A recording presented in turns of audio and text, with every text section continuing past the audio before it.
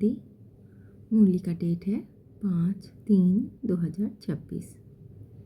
बाबा ने आज कहा, मीठे बच्चे, बाप को ज्ञानी तो आत्मा बच्चे ही प्रिय है, इसीलिए बाप समान मास्टर ज्ञान सागर बनो। बाबा को ज्ञानी तो आत्मा बच्चे ही प्रिय है, इसीलिए बाप समान मास्टर ज्ञान सागर बनो। मास्टर ज्ञान सागर कैसे बनेंगे? परमात्मा जो कि सदा आत्मिक स्थिति में है, जिनके पास तीनों कालों का ज्ञान है, जो कभी जन्म मरण के चक्र में नहीं आते, जो समय से परे है, कालों का काल है, वो अपने ज्ञान से हमें भी वैसे ही बनाते हैं जैसे वो है। तो उनके ज्ञान को अपने अंदर धारण करना ही ज्ञान सागर बनना। धारण करना मीन्स उस ज्ञान को व्यवहार में अप्लाई करना, जीवन में उनको प्रयोग करना, सदा स्मृति में रहना कि मैं आत्मा हूँ, मैं ये देह नहीं, मैं इस शरीर से परे, मन बुद्धि से परे वो आत्मा हूँ, जिनके लिए समय जैसे परमात्मा तीनों कालों को एक साथ जानते हैं, वैसे मैं आत्मा भी परमात्मा ने जैसे हमें नॉलेज दी, सृष्टि चक्र का ज्ञान दिया, पास्ट प्रेजेंट फ्यूचर की नॉलेज दी, हमको सदा स्मृति में वो रखना, अपनी स्वमान को याद रखना, अपनी गुणों को धारण करके रखना ही मास्टर ज्ञान सागर बनना है। आज का प्रश्न है, कल्याणकारी युग में बाप सभी बच्चों को कौन सी स्मृति दिलाते हैं? कल्याणकारी युग। तो बाबा ने आज इस संगम युग का और एक नाम बताया, यह है कल्याणकारी युग। क्यों? इस समय ही हम सारी आत्माओं के कल्याण के लिए परमात्मा आते हैं। इसी समय ही ये पूरी सृष्टि डार्क से लाइट की ओर, अंधकार से उजाले की ओर जाते हैं। तो है ही ना कल्याणकारी युग। उत्तर दिया बाबा ने, बच्चे, तुम्हें अपना घर छोड़ 5000 वर्ष हुए हैं। तुमने 5000 वर्ष में 84 जन्म लिए। अब ये अंतिम जन्म है, वानप्रस्थ अवस्था है, इसीलिए अब घर जाने की तैयारी करो, फिर सुखधाम में आएंगे। भल गृहस्थ व्यवहार में रहो, लेकिन इस अंतिम जन्म में पवित्र वन बाप को याद करो। देखिए, इस छोटी सी उत्तर में बाबा ने कितनी गहरी बात बताई। बच्चे, तुम अपना घर छोड़ 5000 वर्ष हुए हैं, तो हमारा असली घर, ये कोई स्थूल घर की बात नहीं है। हमारा असली घर, हमारी असली स्थिति, हमारा वो साइलेंस की स्थिति, हमारा वो सुप्रीम पावर के साथ रहकर हमारी जो सर्वोच्च शक्ति में जो हम थे, वो स्थिति, वो छोड़कर 5000 वर्ष हुए हैं। आज बाबा इस स्थूल दुनिया के हिसाब से इसको 5000 वर्ष बताते हैं। ऐसे तो कालों का काल, महाकाल, उनके लिए तो समय कोई एग्जिस्ट ही नहीं करता। लेकिन बाबा आते हैं हमारी बुद्धि को, हमारी मन को शुद्ध करने, तब उनको आधार लेना ही पड़ता है। स्थूल चीज़ों की आधार से हमें सूक्ष्म चीज़ें समझाते हैं, स्थूल बातें की आधार से हमें सूक्ष्मता में लेके जाते हैं। तो ये 5000 वर्ष हुए हैं, तुमने 5000 वर्ष में 84 जन्म लिए। अब ये अंतिम जन्म है, वानप्रस्थ अवस्था है। वानप्रस्थ अवस्था है मीन्स वाणी से परे। ये अंतिम जन्म क्यों? अब हम अंधेरे से उजाले की ओर जा रहे हैं, हम पावरलेस से पावरफुल बन रहे हैं। तो ये हमारी कलियुग की अंतिम जन्म है, वानप्रस्थ अवस्था है। इसीलिए अब घर जाने की तैयारी करो। वाणी से परे वानप्रस्थ। जब आपको हाईएस्ट साइलेंस में स्थित होना है, आपकी घर की स्थिति क्या है? वो स्वीट साइलेंस की स्थिति। तो इसके लिए पहले है वाणी से परे की जाने की अभ्यास, अपनी संकल्पों को समेटने की अभ्यास। फिर आप अपनी असली उस सृष्टि के शुरू में जो आप थे, अब उस स्थिति में स्थित हो सकेंगे। अवस्था इसीलिए अब घर जाने की तैयारी करो, फिर सुखधाम में आएंगे। जब हम हमारे सारे संकल्प विस्तार से सार और सार से विस्तार, जब हम सारे विस्तार को समेट कर सार में अपनी आत्मा में आ जाते हैं, तो फिर से हम नई क्रिएट करने के लिए तैयार होते हैं। और वो जो नई क्रिएशन होती है वो होता है अपनी असली सत्य से, सत्य की पावर से पावरफुल। वो जो नई क्रिएशन होती है वो अपनी पावर से पावरफुल होती है। पल गृहस्थ व्यवहार में रहो, लेकिन इस अंतिम जन्म में पवित्र बन पाप को याद करो।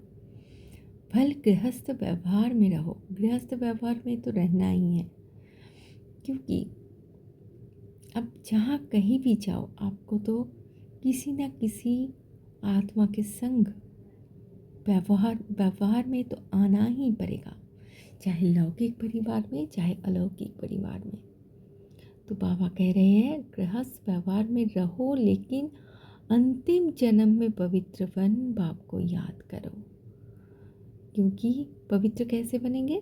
देहभान से जब हम उपराम रहेंगे, अपनी संकल्प, अपनी सोच से, अपनी मनसा वाचा कर्मणा से, तीनों से जब पवित्रता को अपने अंदर धारण करेंगे। ऐसे पवित्रता तो एक शब्द में बोलने की चीज़ नहीं है, ये बहुत गहराई है इसमें।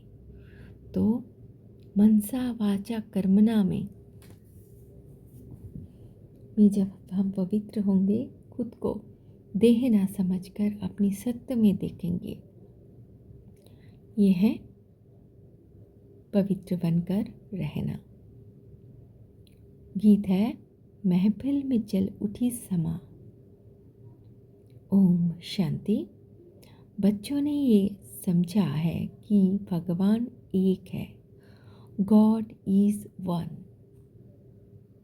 अभी आत्माओं का पिता एक है, उनको परमपिता परमात्मा कहा जाता है।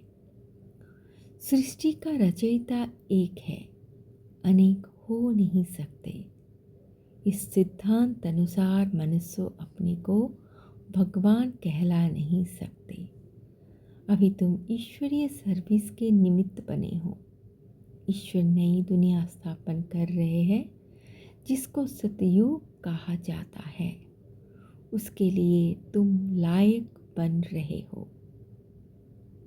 बाबा हमें जो शिक्षा दे रहे हैं, कलियुग की इस अंत की जन्म में हमें नई सृष्टि रचने की शिक्षा दिया जा रहा है। परमात्मा ब्रह्मा के द्वारा ये शिक्षा हमें देते हैं। उस सृष्टि का रचयिता कौन हुआ? जो हमें शिक्षा दे रहे हैं वो सुप्रीम, वो परमात्मा ही है इस सृष्टि का रचयिता।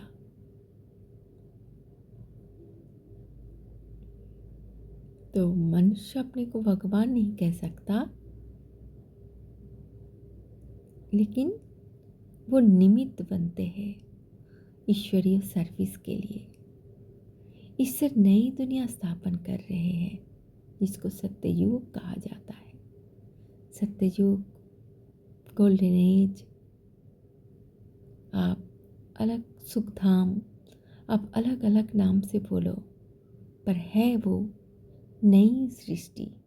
नई माना कलयुग अभी जिस स्थिति में है, जिस अंधियारे में है, वहाँ से जो जब उजाला होता है, वहाँ से जब रात खत्म होती है तो दिन की जो शुरुआत होती है। अभी सृष्टि चक्र में जो समय चल रहा है, जो स्थिति चल रही है, वो स्थिति इस ज्ञान के आधार से परिवर्तन होता है, और परिवर्तन होके जो स्थिति ले आता है वो होता है सत्ययुग। उसके लिए तुम लायक बन रहे हो।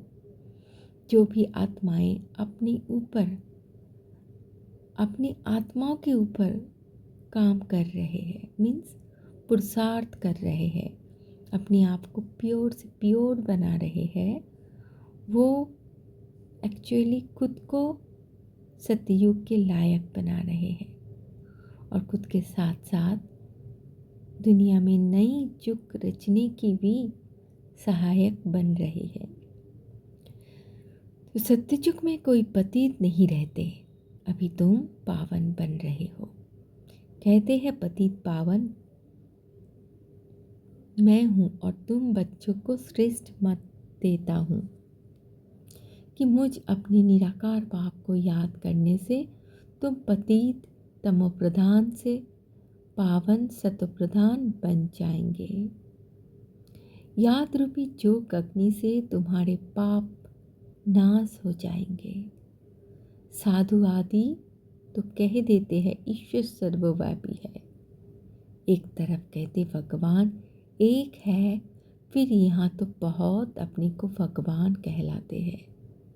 श्री श्री 108 जगत गुरु कहलाते हैं। अब जगत का गुरु तो एक ही बाप है। सारे जगत को पावन बनाने वाला एक परमात्मा सारी दुनिया को लिबरेट करता है दुख से। वही दुख हरता, सुख करता है। मनुष्यों को ये नहीं कहा जा सकता है, ये भी तुम बच्चे समझते हो, ये है ही पतित दुनिया, सब पतित है। पावन दुनिया में है यथा महाराजा महारानी तथा प्रजा। पावन दुनिया में महाराजा महारानी प्रजा कोई अलग अलग इतना भेदभाव नहीं होगा, सब होंगे अपनी अपनी हाईएस्ट स्थिति में, सब होंगे आत्मिक स्थिति में। फिर भी जैसी जिनकी आत्मिक स्थिति, वो अपने हाईएस्ट सेल्फ में होंगे। कुछ चीज़ को तो एक्सेप्ट करना ही होता है। जैसे एक है 500 लीटर की बोतल, एक है 250 की, एक है 1 लीटर की। सब बोतल में अगर पानी भर ले, भरपूर पूरी उनकी जो कैपेसिटी है उनको पूरी तरह से भर ले, सत्ययुग है ऐसी स्थिति। जैसी जैसी आत्मा पर वो अपनी स्थिति में हाईएस्ट, अगर वो दूसरे के साथ एक दूसरे को अगर कंपेयर करे तो मुझ जाएंगे। लेकिन सत्ययुग ऐसा होगा, कोई किसी को अपने में अपने से कंपेयर नहीं करेगा। ये है कलियुग की संस्कार। ये ज्ञान जब अपने अंदर आ जाता है, सब अपने अपनी स्थिति में हाईएस्ट पावर में अपनी अपनी एक्टिंग करते जाएंगे, लेकिन किसी को देह भान नहीं होगा। सब अपनी आत्मा में, अपनी पावर में अपनी अपनी कर्म करते जाएंगे, लेकिन डिटैच होकर। तो बाबा कह रहे हैं, ये भी तुम बच्चे समझाते हो, यह पतित दुनिया सब पतित है। पावन दुनिया में जथा महाराजा रानी महारानी तथा प्रजा। सत्ययुग में पूज्य महाराजा महारानी होते हैं, फिर भक्ति मार्ग में पुजारी बन जाते हैं। सत्ययुग में जो महाराजा महारानी हैं, उनकी जब 2 कलाएं कम होती है तो राजा रानी कहा जाता है। तब महाराजा महारानी नहीं कहते, तब राजा रानी। ये सब बातें डिटेल की है, नहीं तो 1 सेकंड में जीवन मुक्ति। 1 सेकंड में जीवन मुक्ति। आपको जब ये रियलाइज़ हो जाए कि आप ये देह नहीं, अब आत्मा हो, यह है 1 सेकंड में जीवन मुक्ति। लेकिन इस ज्ञान को, मैं आत्मा हूँ, इसको, ये जर्नी, इसको धारण करके रखना।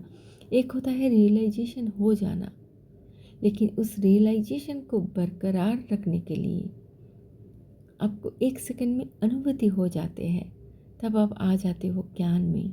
लेकिन ज्ञान से जुड़े रहना, अपनी रोज की पुरुषार्थ करना, इसके लिए ज्ञान की गहराई में डूबना पड़ता है, खुद को आत्मिक अनुभूति में ले जाने के लिए। क्योंकि माया भी ज़बरदस्त है। माया भी आपको दुनिया ऐसे दिखाएगी कि आपको ज्ञान भुला देगी। फिर बाबा हमको ज्ञान की गहराई में ले जाके ज्ञान को याद कराएंगे और आत्मिक स्थिति में स्थित करने के लिए मदद करते हैं। तो इसीलिए बाबा कहते हैं, नहीं तो 1 सेकंड में जीवन मुक्ति। और ये बाकी सब है डिटेल की बातें। कैसे महाराजा महारानी होते हैं, जथा महाराजा महारानी तथा प्रजा। और कब महाराजा महारानी सिर्फ रानी महारानी बनते हैं, ये सभी डिटेल की बात है। बाप समझाते हुए, फल गृहस्थ व्यवहार में रहो, परंतु अंतिम जन्म पवित्र रहो। इस समय गृहस्थ व्यवहार में रहते भी अगर हम पवित्र रहे तो वो हमारा सत्ययुग जाने की हमको लायक बनाते हैं। अब वानप्रस्थ अवस्था है। वानप्रस्थ या शांति धाम एक ही बात है। वानप्रस्थ पानी से परे जहाँ शांति धाम है, क्या है वहाँ शांति के सागर के साथ हो आप। यहाँ आत्माएं ब्रह्म तत्व में रहती है, जिसको ब्रह्मांड कहते हैं। यहाँ आत्माएं ब्रह्म तत्व में रहती है, जिसको ब्रह्मांड कहते हैं।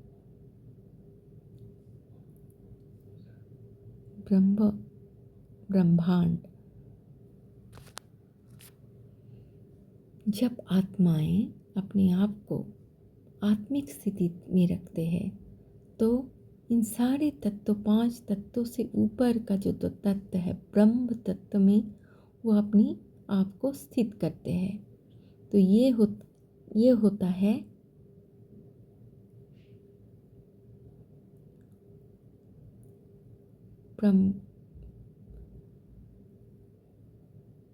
ब्रह्मांड कहते हैं। ब्राह्मण में आत्माएं कोई अंडे मिसाल नहीं है। वास्तव में आत्माएं कोई अंडे मिसाल नहीं है।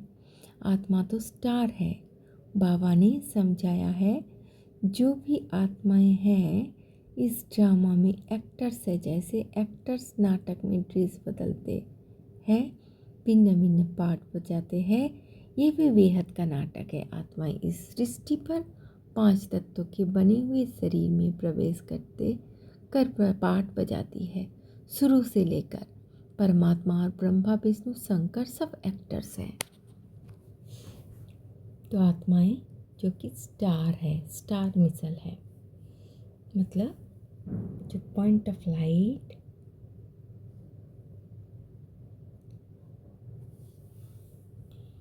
बाबा कहते हैं आत्मा, बाबा ने आज स्पष्ट कर दिया, अंडे मिसल नहीं है, आत्माएं हैं स्टार मिसल, पॉइंट ऑफ लाइट।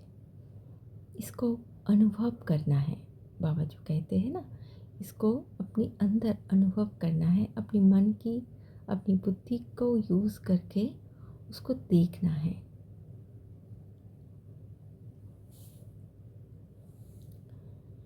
बाबा ने समझाया जो भी आत्माएं इस ड्रामा में एक्टर्स है, जैसे एक्टर्स नाटक में ड्रेस बदलते, भिन्न भिन्न पार्ट बजाते, ये भी बेहद का नाटक है। ये भी बेहद का नाटक है। हद का नाटक क्या है? हद का नाटक है जो हम सिनेमा देखते हैं, ड्रामा देखते हैं थिएटर में जाके, ये सारे है हद का नाटक।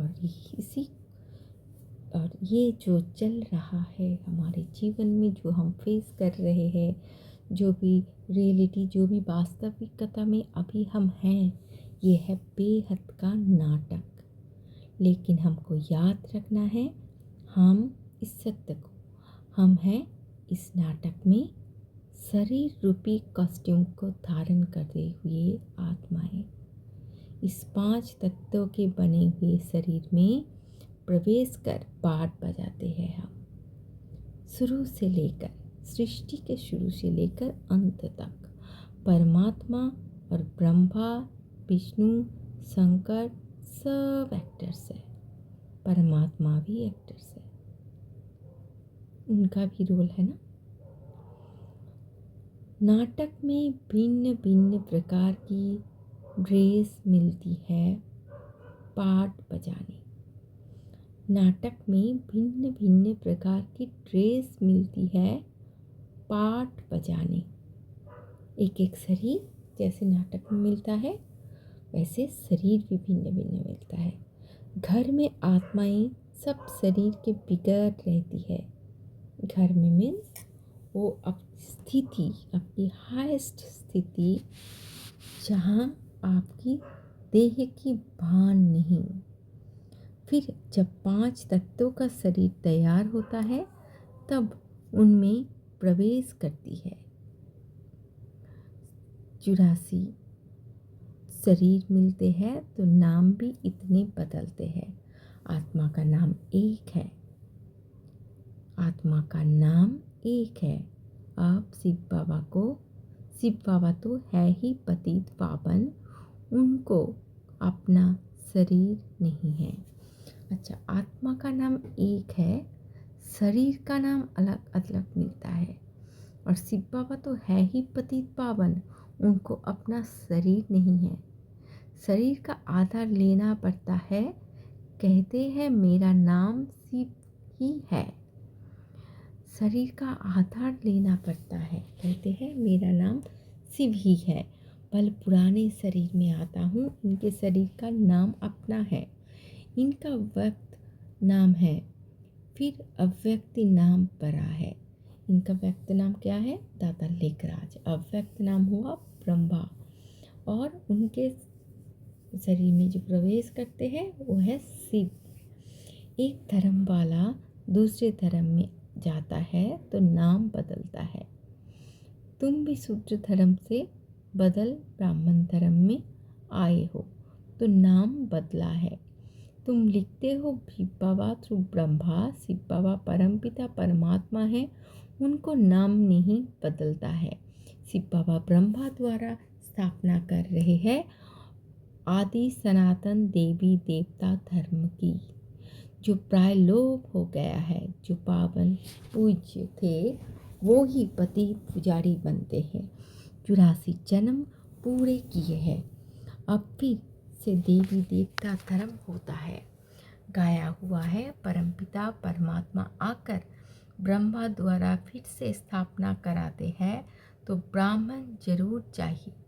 ब्रह्मा और ब्राह्मण कहाँ से आए? शिव बाबा आकर ब्रह्मा द्वारा अडॉप्ट करते हैं, कहते हैं तुम हमारे हो। शिव बाबा के बच्चे तो है ही हो ही, फिर ब्रह्मा द्वारा पुत्र हो जाते हो। पिता तो एक ही सारी प्रजा का, इतने सब बच्चे कुमार कुमारियाँ है। उनको शिव बाबा ब्रह्मा द्वारा एडॉप्ट करते हैं। मनुष्यों को पता थोड़ी ही है। बाप आकर आदि सनातन देवी देवता धर्म स्थापन करते हैं, तो ऐसे नहीं कि नए सिर आते रहते हैं। जैसे दिखाते हैं प्रलय हुई फिर पत्ते पर सागर में आया।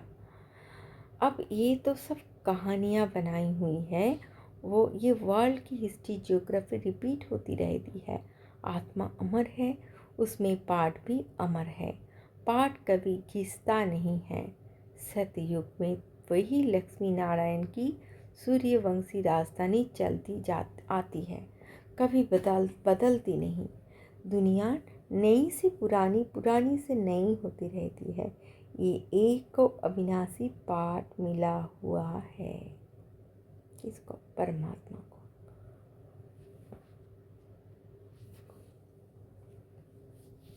बाप कहते हैं भक्ति मार्ग में भक्त जिस जिस भावना से भक्ति करते हैं वैसा साक्षात्कार कराता हूँ। कोई को हनुमान का, गणेश का भी साक्षात्कार कराता हूँ। उनकी वो शुभ भावना पूरी करता हूँ। ये भी ड्रामा में नूंद है। मनुष्य फिर समझते हैं कि भगवान सब में है, इसलिए सर्वव्यापी कह देते। भक्त माला भी है। मेल्स में नारद शिरोमणि गाया जाता है, फीमेल्स में मीरा। भक्त माला अलग है, रुद्र माला अलग है, ज्ञान की माला अलग है। भक्तों की माला में कभी पूछते नहीं। बाबा ने आज क्लियर कर दिया, भक्त की माला, रुद्र की माला, ज्ञान की माला सब अलग अलग है।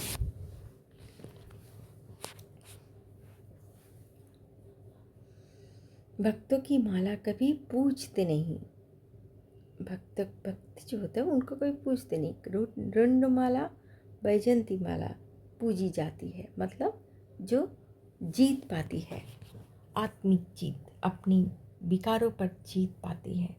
ऊपर है फूल, फिर मेरू, फिर है बच्चे, ऊपर है फूल मतलब परमात्मा, फिर मेरू मतलब मेरू मीन्स 2 बिंदु, फिर है बच्चे जो राजगद्दी पर बैठते हैं, 6 जो राजगद्दी पर बैठते हैं, 6 नंबर, 6 बिंदु। बैजंती माला ही विष्णु की माला है। बैजंती माला ही विष्णु की माला है।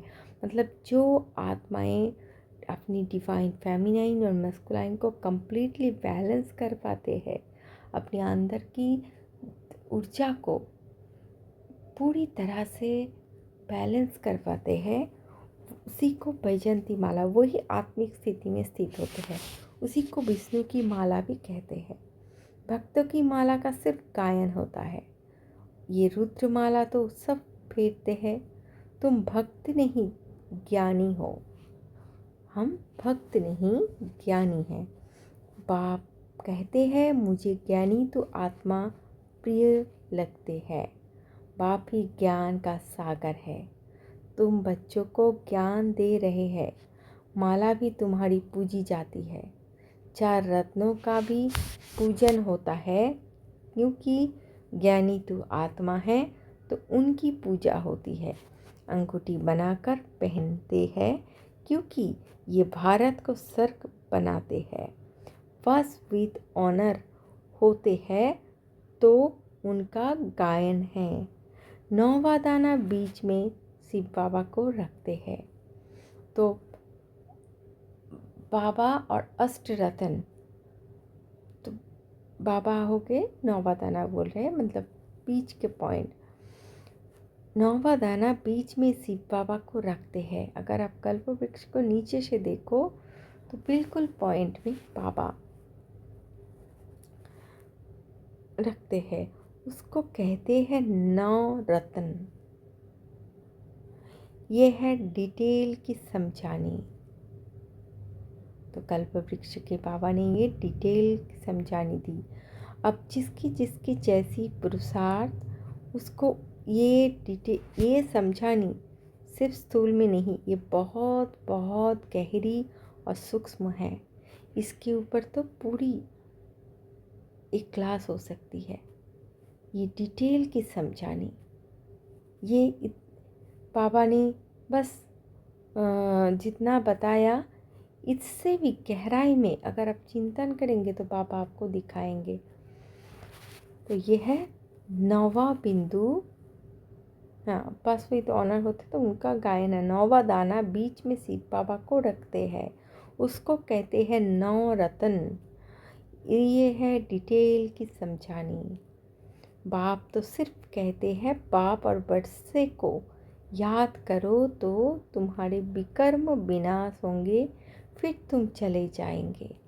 सिर्फ बाप को याद भी, अगर ज्ञान इतनी गहराई है, सिर्फ बाबा को अगर हम याद ही करते हैं तो हमारी विकर्म विनाश होकर हम चले जाते हैं।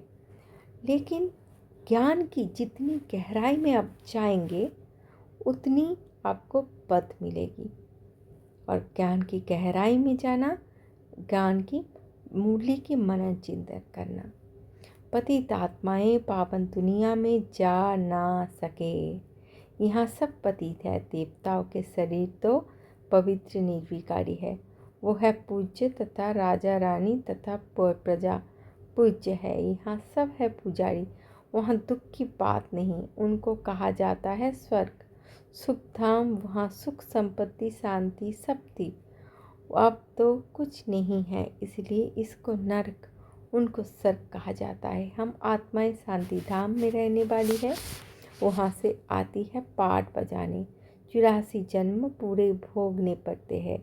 अभी दुखधाम है, फिर हम जाते हैं शांति धाम, फिर सुखधाम में आएंगे। बाप सुखधाम का मालिक बनाते हैं, मनुष्य से देवता बनाने पुरुषार्थ करवा रहे हैं। तुम्हारा है ये संगम युग। बाप कहते हैं मैं कल्प के संगम युगे आत्मा हूँ, जुगे जुगे नहीं। मैं संगम युग एक ही बार सृष्टि को बदलने आता हूँ। सत्य युग था, अब कली युग है, फिर सत्य युग आना चाहिए। यह है कल्याणकारी संगम युग, सबका कल्याण होना है। सबको रावण की जेल से छुड़ाते हैं, उनको दुख हरता सुख करता कहा जाता है। ये सब दुखी है। तुम पुरुषार्थ करते हो सुखधाम में जाने के लिए। सुखधाम जाना है तो पहले शांति धाम में जाना है। तुमको पाठ बजाते बजाते 5000 वर्ष हुए हैं। तो सुखधाम जाना है तो पहले शांति धाम जाना है। अपनी सुख, अपनी वो सुख में आना है तो, भरपूरता में आना है तो आपको शांति धाम जाना है।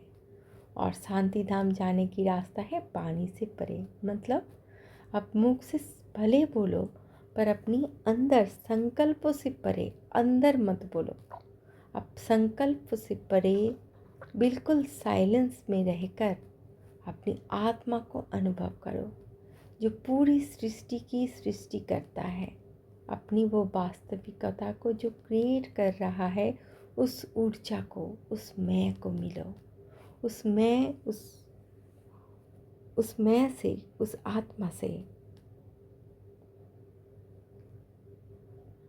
जब आप पूरी तरह से अपने आप को जानोगे, जब पूरी तरह से अपने ऊपर आप वर्क करोगे, देखना आप सुखधाम में पहुंच गए हो। तो पुरुषार्थी है अपनी अंदर की कमी कमजोरियों को देखकर, उसको निकल कर उसके ऊपर वर्क करना और अपने को सत्य में, अपनी जो सत्य स्वरूप है उसके साथ अपने आप को, अपनी इस रोल के मर्ज करना, रोल को अपने व्यवहार में लेके आना। आप ऐसे हो जाओगे कि आपकी रोल में भी वही सच्चाई, वही सत्यता दिखेगी। आपको कुछ दिखाने की ज़रूरत नहीं होगा, वो ऑटोमेटिक होगा। तो वो है सुखधाम जाना। आप अबांडन से भरपूर हो जाओगे। तो बाप समझाते हैं तुमको अपना घर छोड़ 5,000 वर्ष हुए हैं। उसमें तुम भारतवासियों ने 84 जन्म लिए हैं। अब तुम्हारा अंतिम जन्म है। सबकी वानप्रस्थ अवस्था है। सबको जाना है। गायन भी है। ज्ञान का सागर वरुद्र। ये है शिव या ज्ञान यज्ञ। ये है शिव ज्ञान यज्ञ। पतित पावन शिव है। परमात्मा भी शिव है। रुद्र नाम भक्तों ने रख दिया है। उनका असल नाम एक ही शिव है। शिव बाबा प्रजापिता ब्रह्मा द्वारा स्थापना करवाते हैं। ब्रह्मा एक ही है। ये पतित फिर वही ब्रह्मा पावन बनता है तो फरिश्ता बन जाता है। जो सूक्ष्म वतन में दिखाते हैं वो दूसरा ब्रह्मा नहीं है। ब्रह्मा एक है। ये व्यक्त वो अव्यक्त। ये संपूर्ण पावन हो जाएंगे तो वो सूक्ष्म वतन में देखेंगे। ये संपूर्ण पावन हो जाएंगे तो सूक्ष्म वतन में देखेंगे। वहाँ हड्डी आदि होती नहीं। तो अभी जैसे कहा कि अपनी सत्य को इस रोल के साथ मार्च करना है। तो ऐसे सूक्ष्म में कर्म करते हमको ऐसे शुद्ध करना है। ये हड्डी मांस खुद को याद ही ना रहे कि मैं ये हड्डी मांस का शरीर हूँ। मैं तो हूँ उस सूक्ष्म वतन में रहने वाले सूक्ष्म आत्मा। बाबा ने समझाया था जिस आत्मा को शरीर नहीं मिलता वो भटकती रहती है। उसको भूत कहते हैं। जब तक शरीर मिले तब तक भटकती है। शरीर मिले जब तक शरीर मिले कोई अच्छी होती है कोई बुरी होती है तो बाप हर एक बात को समझाने देते हैं। वो ज्ञान का सागर है तो ज़रूर समझाएंगे ना। 1 सेकंड में जीवन मुक्ति है। अल्फ और बे को याद करो। 1 सेकंड में जीवन मुक्ति है। अल्फ और बे को याद करो। अल्फ मीन्स अल्लाह समान अपनी स्थिति जहाँ आप हाईएस्ट कॉन्शसनेस में हो, ज्योति रूप में हो। और बे मीन्स बादशाही। अल्प को आप पानी से परे और बे को बादशाही सुखधाम भी कह सकते हो। अल्फ और बे को याद करो तो सेकंड में जीवन मुक्ति का वर्षा मिलेगा। कितना सहज है। नाम है ही सहज राज्य। वो समझाते हैं भारत का योग ये था परंतु वो सन्यासियों का हठ योग है। ये तो भारत का ये योग था ना वो जो ज्ञानी तो आत्मा था उनका ज्ञान से ये योग था। सन्यासियों का है हठ योग। ये तो बिल्कुल ही सहज है। योग माना पथ उनको है हठ योग। ये है सहज। बाप कहते हैं मुझे इस प्रकार याद करो। कोई लॉकेट आदि लगाने की दरकार नहीं। तुम तो बच्चे हो बाप के। बाप को सिर्फ याद करो। तुम यहाँ पाठ बजाने आए हो। आप सबको वापस घर जाना है फिर वही पाठ बजाना है। भारतवासी ही सूर्यवंशी चंद्रवंशी वैश्यवंशी शूद्रवंशी बनते हैं। इस बीच में और धर्म वाले भी आते हैं। 84 जन्म तुम लेते हो फिर तुमको ही नंबर 1 में जाना है।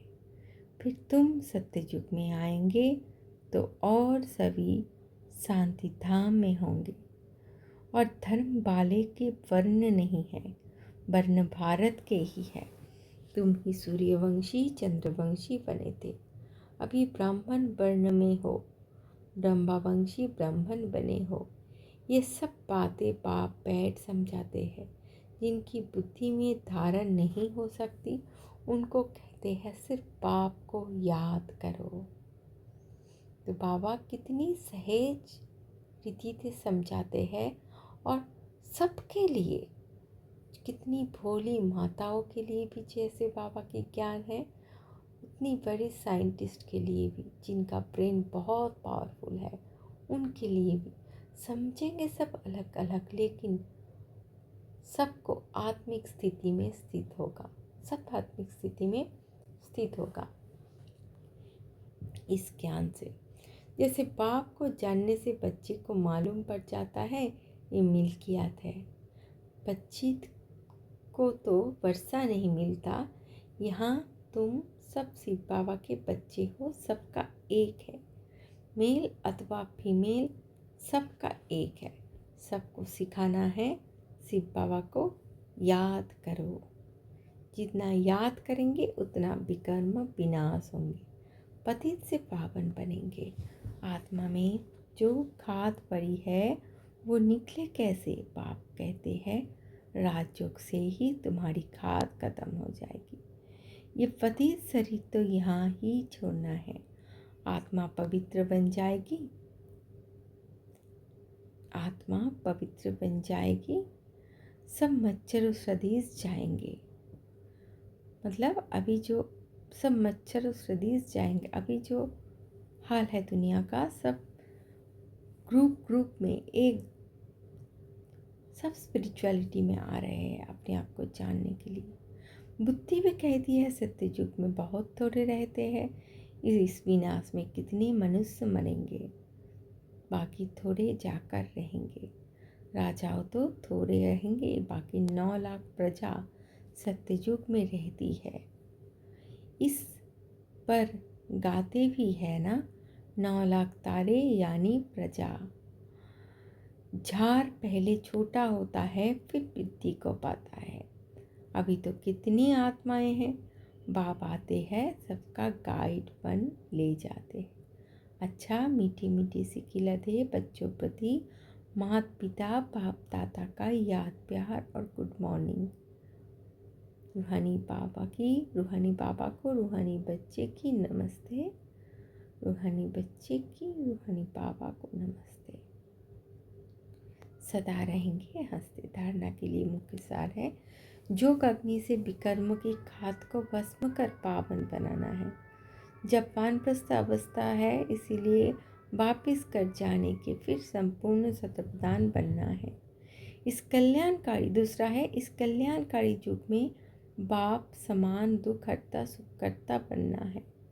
आज का वरदान है, सदा कमाई स्वरूप की स्थिति द्वारा मुश्किल कार्य को सहज बनाने वाले डबल लाइट भव। जो बच्चे निरंतर याद में रहते हैं वो सदा साथ का अनुभव करते हैं। उनको सामने कोई भी समस्या आएगी तो अपने को कंबाइन अनुभव करेंगे। घबराओ नहीं, ये कंबाइन स्वरूप की स्थिति शक्ति भी मुश्किल कार्य को सहज बना देती है।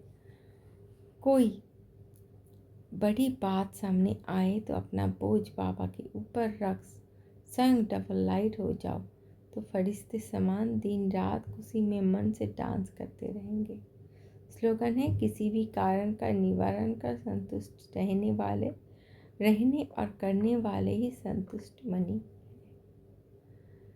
आज का व्यक्ति सारे है, निश्चय के फाउंडेशन को मजबूत कर सदा निश्चय निर्भय और निश्चिंत बनो। श्रीमत हर कदम हो तो सदा निश्चिंत रहेंगे, और निश्चिंत है तो सदा यथार्थ निर्णय लेंगे। जब निर्णय यथार्थ होगा तो विजयी होंगे। त्रिकालदर्शी आत्मा सदा ही निश्चिंत रहती है, क्योंकि उसे निश्चय है कि हमारी विजय हुई पड़ी है। ओम शांति।